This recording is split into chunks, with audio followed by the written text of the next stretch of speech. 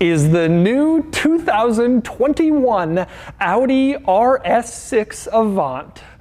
Finally. For years, the Mercedes E63 AMG wagon has been the only high-performance wagon you could get here in North America, with a few challengers here and there that came and went. But no more. The RS6 Avant is here with 590 horsepower, 590 pound-feet of torque, and a sticker price of around $130,000. And today, I'm going to review it.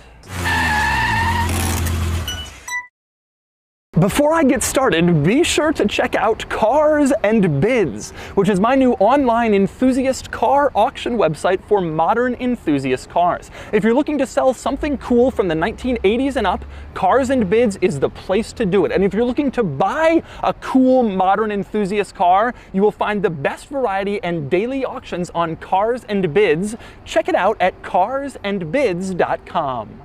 I've borrowed this RS6 Avant from Audi Fletcher Jones, which is an Audi dealership here in Orange County in Southern California that is one of the very first dealerships to get the new RS6 Avant. Audi Fletcher Jones has all of the new Audi models, the RS5, the latest S4, the e-tron, but the RS6 is the one we've all been waiting for. And with good reason. If you like fast wagons, and I do, then you probably like the Mercedes E63 AMG wagon.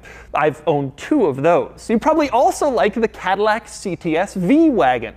I've owned one of those also. And you probably also like the Porsche Panamera Sport Turismo and the Volvo V60 Polestar and all of the other high-performance station wagons that appeal to car enthusiasts, even though they only sell to like 19 actual buyers every year.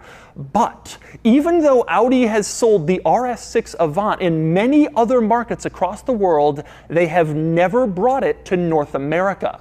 Until now. Now it's finally here, although in tremendously limited numbers, but they're going to sell out fast. I say this because I have gotten more requests to review the new RS6 Avant than pretty much any other car in recent memory, aside from the C8 Corvette and maybe the new Bronco. Everyone wants to know about the RS6, and today we're going to find out. First, I'm going to take you on a thorough tour of the new RS6 Avant, and I'm going to show you all of the quirks and features of the latest fast wagon. And by the way, when I say fast, it's just 0 to 60 in 3.6 seconds. Then I'm going to get it out on the road and drive it, which I can't wait for, and then I'm going to give the RS6 Avant a Doug score.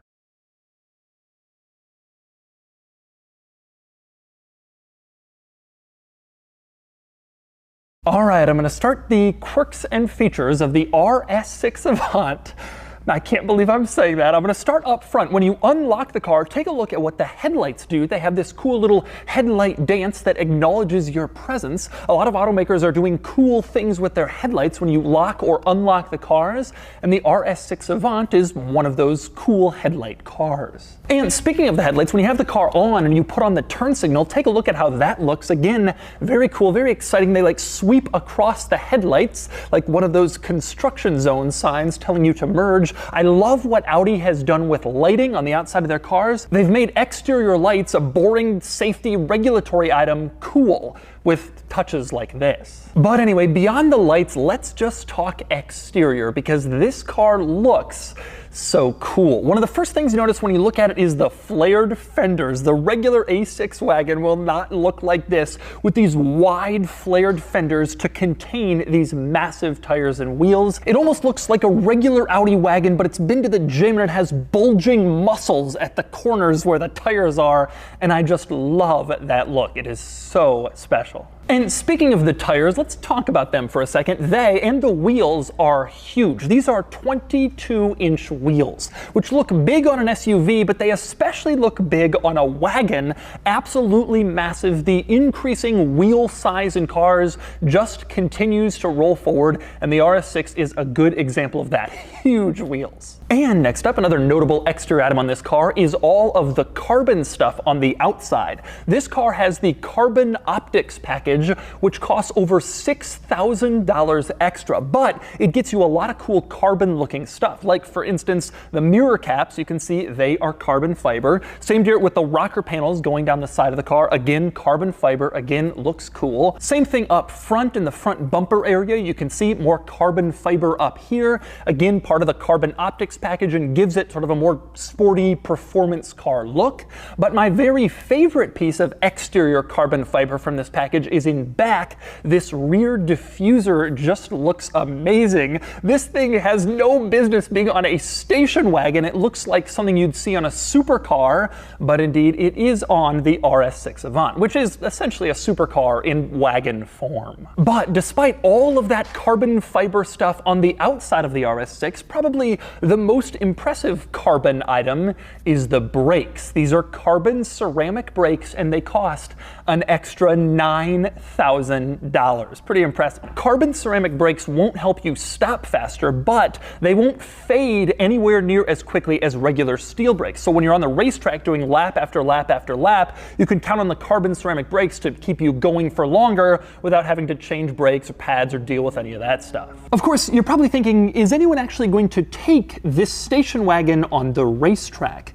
And the answer is, with this station wagon, yeah. Maybe.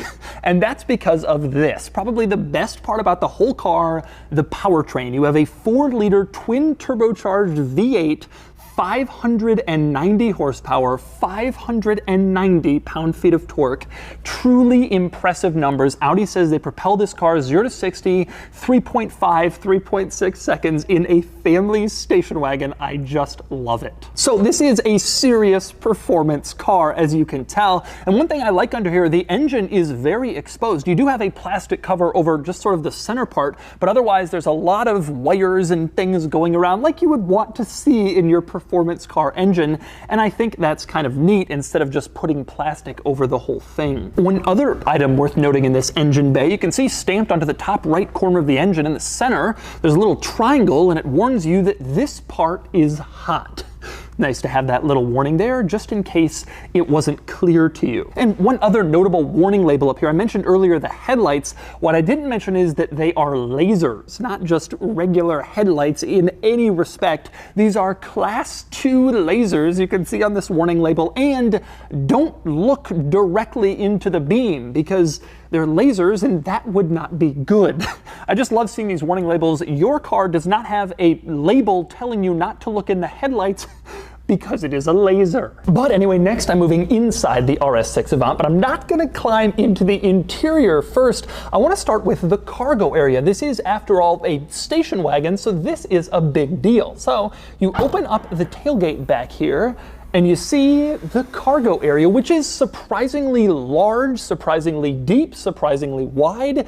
It is practical. Ultimately, the RS6 is based on the regular Audi A6 Avant, which is a fairly standard family station wagon in some markets, so it has to be pretty practical back here. It's just so cool to see this level of cargo carrying capacity in the back of a car that's this fast. Now, a few things worth noting back here. For one, you can drop the rear seats from the cargo area. You have this little latch on the side of the cargo area. You pull it, and then the back seat goes down on that side. You go over to the other side, you pull the corresponding latch, and the other back seat goes down. That really improves convenience. You don't have to go into the back seat and fumble with some latch to put the seats down. Instead, you have some big item, you're in the cargo area, you want to put the seats down, you can just do it from back here, which makes things easier. There's also another nice practical item in this cargo area. Back here you have grocery bag hooks. So you can stick a grocery bag on them, it won't fall over if, for example, it contains milk and you don't want it sliding around. It's pretty standard in the wagons, but it's just crazy to see it in a 590 horsepower car, grocery bag hooks. I just love that combination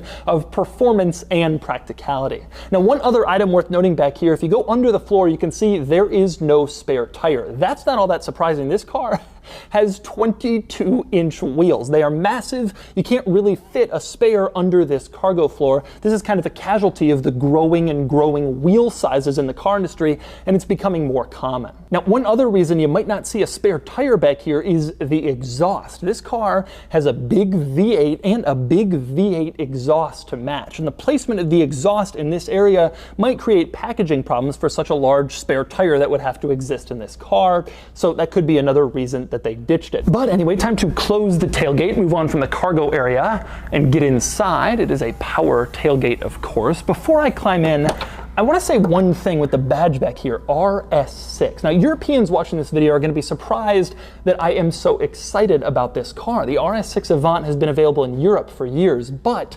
not in the States. In terms of fast A6 wagons, the US market got the S6 Avant in the mid-90s for a couple years, and then again from 2002 to 2003. We also got the RS6 sedan in 2003 only, but that was it. We've never had an RS6 Avant in North America. We've never even had an RS4 Avant in North America. There's never been any Audi RS wagon in the US until today. So that's why American high-performance wagon enthusiasts are pretty excited about this car. And so now we climb in back of the new RS6, and the first thing you notice when you open the back door is that Audi Sport is projected onto the ground. In parking garages or at night, you will see this every time you open the back door, Audi Sport written out. Now this is interesting. You see this on front doors fairly commonly in cars today, and in fact the RS6's front door does it also. Open up the front door, and again, Audi Sport is projected onto the ground. It's just rare that you see it on the back door.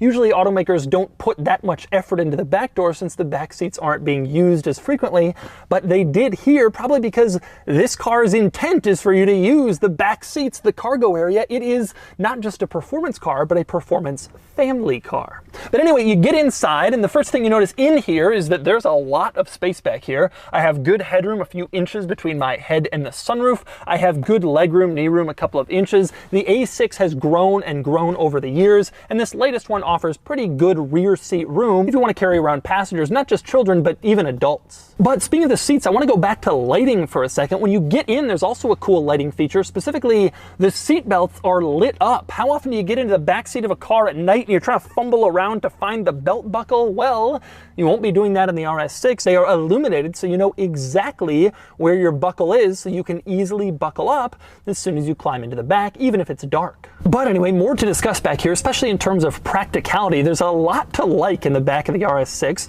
For one thing, there's a lot of chargers. You have two separate USB-C ports back here to charge various devices, and you have a cigarette lighter style outlet as well, so you can charge a lot of stuff when you're in the back of this car if you're carrying around your kids and you want them using an iPad or whatever. And there's more in terms of practicality back here. You can see this little screen panel in the back of the center console. That's to adjust the climate control. And not only that, there are two separate climate control zones back here, one for each side. So just like up front in a lot of cars, in back in the RS6, the rear passengers can choose what temperature they want their climate control settings to be. You also have rear heated seats back here, which of course only enhances the comfortability of your rear seat passengers. Now, it's worth noting, again, this stuff isn't really that uncommon in a luxury vehicle these days. It's just impressive to see it in a 600 horsepower performance car. You have three separate chargers for the rear seats, lighted seatbelt buckles. It's just amazing, this combination of sport and practicality. One other thing I like back here in terms of sport is the seats themselves. They're a little more heavily bolstered than your typical rear seats, and they have the RS logo emblazoned on them and all this nice red stitching, which looks really good and carries the sporty theme throughout this car, even into the back, which is good attention to detail. That's what you expect at this price point. And next up, we move up front and into the driver's seat of the RS6 Avant. I'm very excited.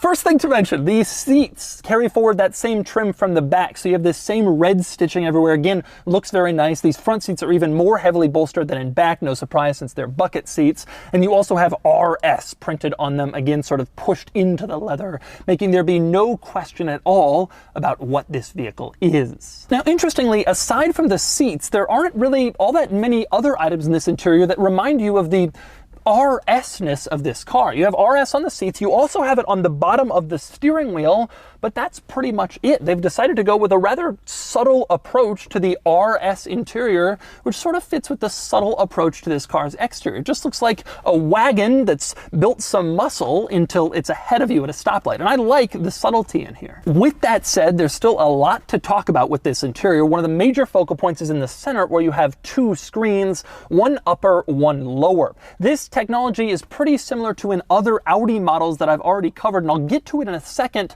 but first I want to talk about the performance stuff. Now, on the lower screen, you can see there's a little button for Drive Select. You can push that and cycle through 3 different drive modes. You have Comfort, Dynamic, which is like Sport, and then you also have an Auto Drive mode where it kind of reads how you're driving and then adapts the car's suspension, braking, steering, all that stuff to fit your current driving style. But the drive modes go beyond just that. On the steering wheel, you have a button marked RS Mode. And if you push that button, you can go into RS1, which puts the car in its sportiest possible configuration, except for RS2, which also turns off driver aids like some form of traction or stability control. You only want to go into RS2 mode if you really seriously know what you're doing.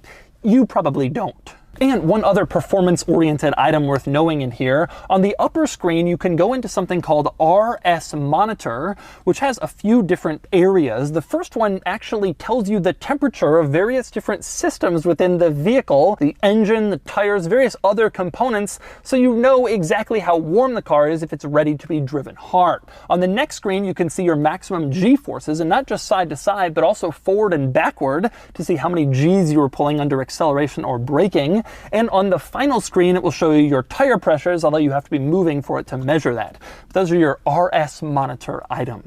But beyond the performance stuff, let's go back to the screens and talk technology for a couple of minutes. Now, like I said, you have an upper screen and a lower screen. The lower one is mostly climate control functions, and you can see you can use it to change the temperature, the fan speed, you can turn on the heated seats. All your typical climate control items are on this lower screen. So you're thinking, well, why did they have to make that a screen? Why not just use buttons? Because it's dynamic. It can do other stuff. For instance, you go into the navigation system, you want to enter a destination, the lower screen turns into the keyboard so you can type a destination in. Or you can take it even further, press this little button in the corner of the keyboard, and now you can write like a pad. And while a lot of cars let you write out your destinations, almost all the others make you go letter by letter with your writing. Here, you can write out full words and the car will understand it and then send it to the navigation system, and then you can go on your way. Rather than having to type it out on a keyboard, take your eyes off the road, you just write it in your own handwriting and the car figures it out. That is pretty cool tech. Next up, another item of pretty cool tech is the camera system, not just the backup camera,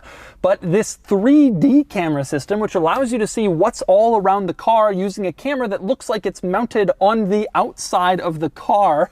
That is just so cool to see. It really is very helpful in letting you see what's around you and where obstacles are relative to the car itself, and it's just a fantastic idea, and I love to see it. Another cool thing about this 3D camera is it displays what's happening on the lights in real time. So put on the turn signal and you can see the turn signal goes on this screen, because that's exactly what's happening on the car. Same deal with the other turn signal, the brake lights. It shows you what your lights are doing, which is a little gimmick. They didn't have to put that in there, but the fact that they did, again, good attention to detail, and it makes me happy. And next up, I want to talk about the other screen in this interior, and that would be the gauge cluster screen. No more analog gauges in most Audi models. Instead, you have a screen in here, and a very useful one, because you can switch between various different functions. You can see your media, what's playing, you can see your phone screen if you want to call somebody, and you can see a large navigation map, although it's not currently set up on this car. I've showed it in other Audi models, and I will link it in the description below. I love how configurable and easy to use this screen is. It's fantastic. I was really skeptical of gauge cluster screens instead of analog gauges until I started to see what Audi is doing, and it's great.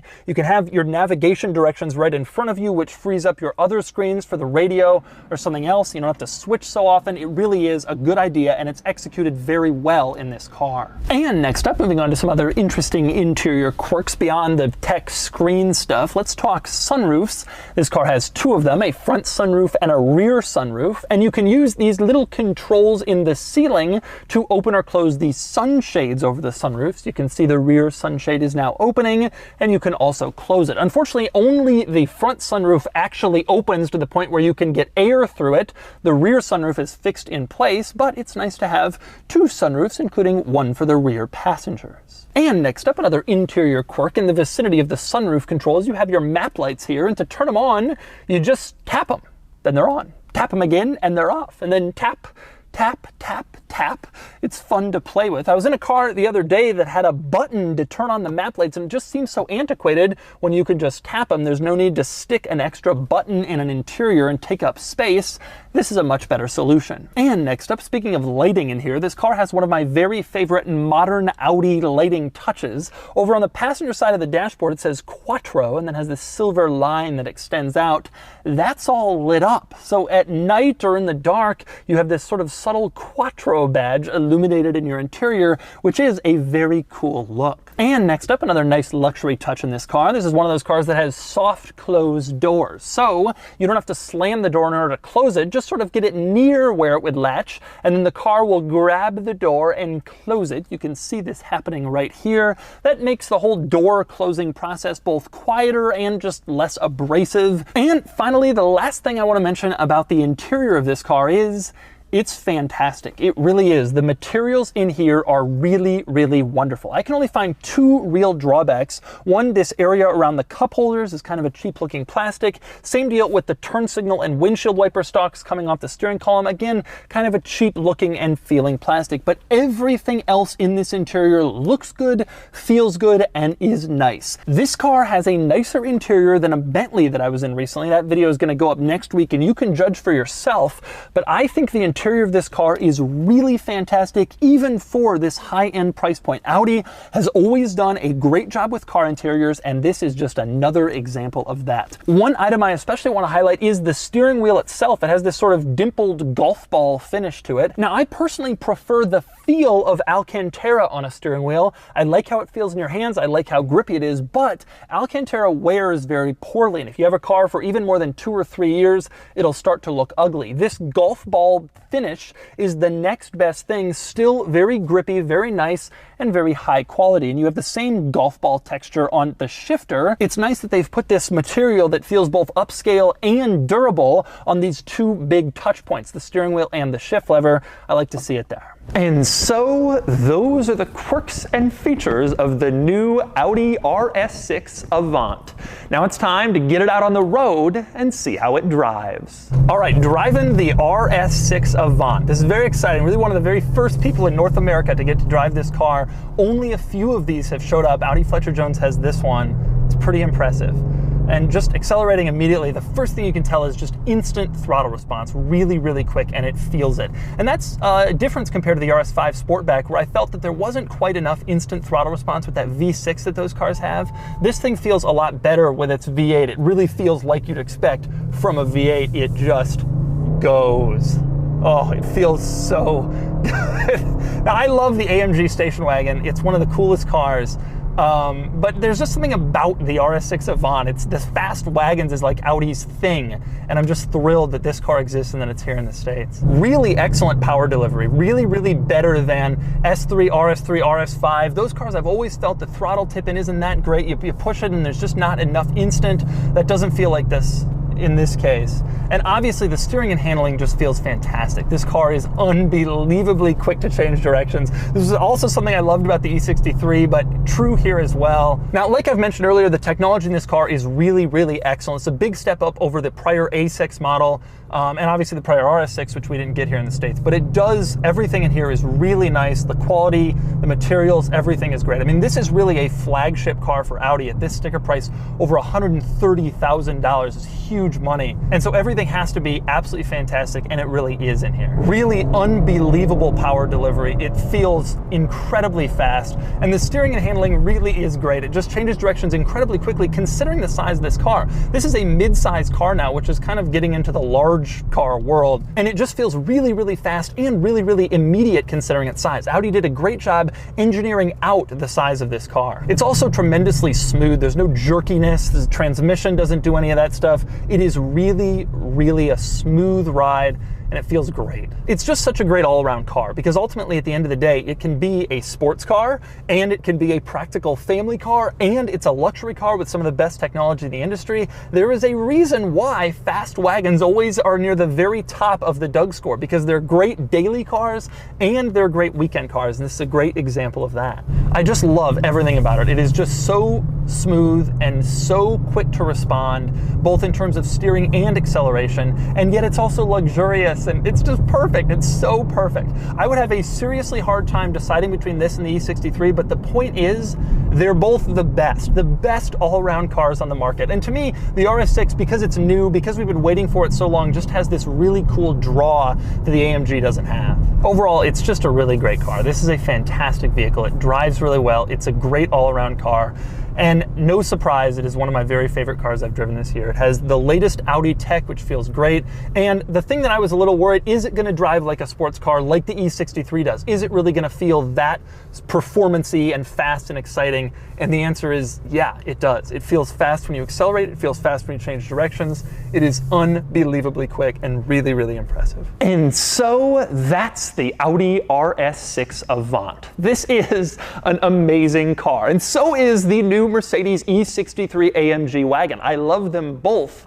They are both among my very favorite cars on the market. This one is extra special though, being the very first Audi RS wagon ever sold in North America, and I'm thrilled that I had the chance to review it. And now it's time to give the new RS6 Avant a Doug score. I've been waiting to say that for a long time.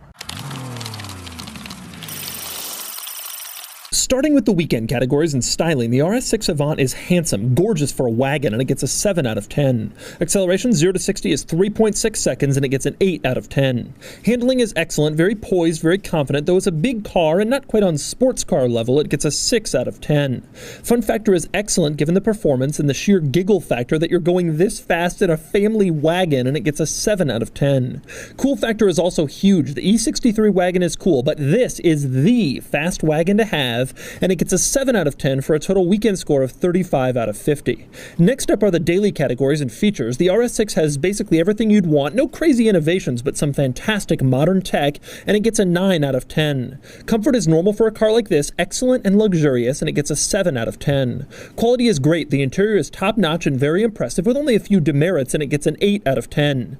Practicality is strong. This is, after all, a fast wagon, emphasis on wagon, with a big cargo area and a roomy back seat, and it gets an 8 out of 10. Finally, value, and it's fine. It's very expensive, and right now they're trading well over the sticker price, which just isn't true for the E63 wagon, which, by the way, has a little more power. The RS6 gets a 5 out of 10 for a total daily score of 37 out of 50.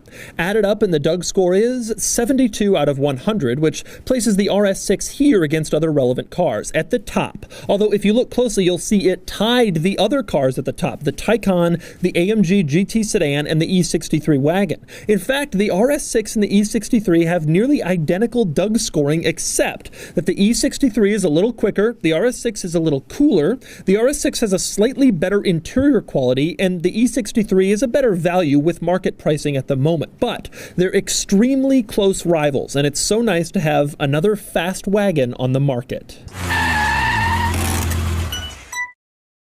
And the placement of the exhaust in this area may